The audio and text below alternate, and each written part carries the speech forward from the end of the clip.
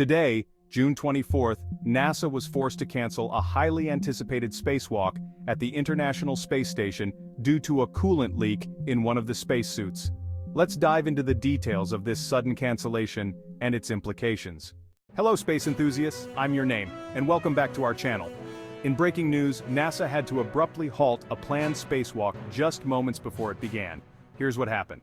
The spacewalk was scheduled to start at 8:52 a.m. EDT. NASA astronauts Tracy Caldwell Dyson and Mike Barat were all set to step outside the ISS for a planned 6.5-hour extravehicular activity, or EVA. However, just as the astronauts switched their suits to internal power at 8:46 a.m. EDT, they noticed something alarming.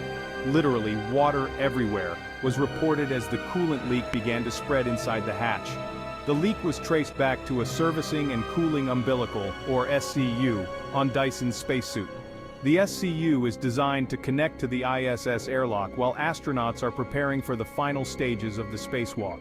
In a live broadcast on NASA television, Dyson described seeing ice crystals forming around the port of the SCU, likening it to a snow machine. By 8:52 a.m. EDT, Mission Control made the call to cancel the spacewalk as a precautionary measure. Despite the severity of the leak, the astronauts were never in any immediate danger. They safely returned to the ISS, repressurizing the crew airlock by 9:51 a.m. EDT. The entire operation, from switching to internal power to closing the hatch, lasted only 31 minutes. This brings Tracy Dyson's total EVA time to 23 hours and 20 minutes across 4 spacewalks, while Mike Barat's total EVA time stands at 5 hours and 37 minutes over 3 spacewalks. This isn't the first time this spacewalk faced issues. Initially planned for June 13th, it was postponed due to spacesuit discomfort experienced by astronaut Matt Dominic. With another spacewalk scheduled for July 2nd, it remains uncertain whether it will proceed as planned.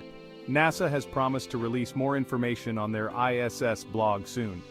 We'll be keeping a close eye on updates and will bring you the latest as it happens. That's all for today's update on this unfolding situation aboard the ISS. If you enjoyed this video and want to stay informed about space news, don't forget to like, subscribe, and hit the bell icon. Thanks for watching, and keep looking up.